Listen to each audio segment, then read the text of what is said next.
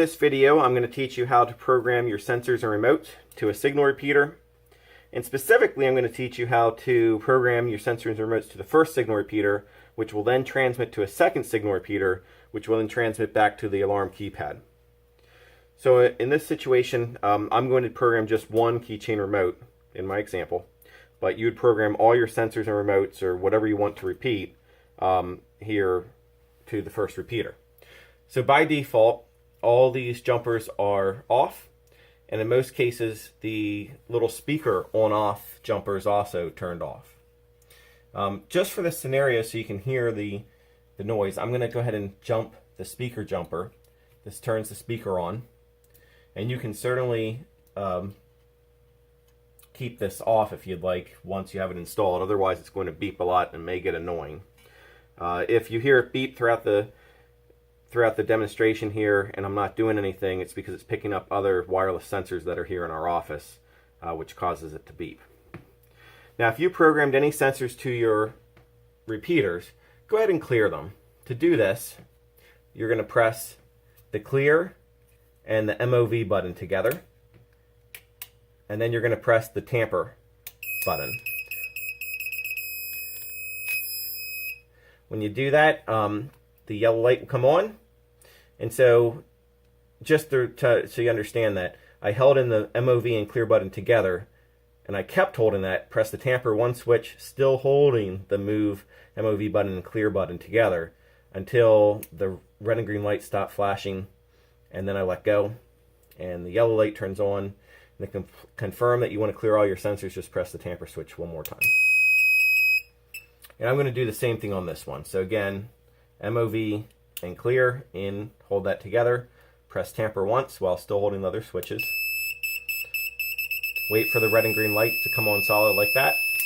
Let go. The yellow light comes on, and to confirm it, just press tamper one more time.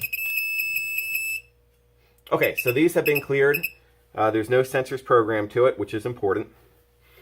And now what we're going to do is we're going to program all of our sensors and remotes that we want to repeat to the first signal repeater. To do this, simply hold the save button down and trigger each remote or sensor that you want to learn to the repeater.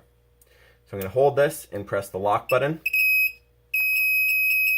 and then I'm going to let go. And then to test it, I'll just press the lock button again, and you'll see that the system will receive it by the green lights coming solid, and then the red light coming solid, showing that it's repeating it. Now to program, so you're going to repeat that step for all your sensors and remotes that you want to repeat. And then what you're going to do if you have a second repeater that you want it to go through, you're going to take a little jumper and you're going to put it on the 0. Now if you have a third repeater or a fourth repeater, the next repeater you would just put the jumper on number 1, which is the second one. And if you had a fourth repeater, you'd put it on number 2, which is the third jumper, and so forth.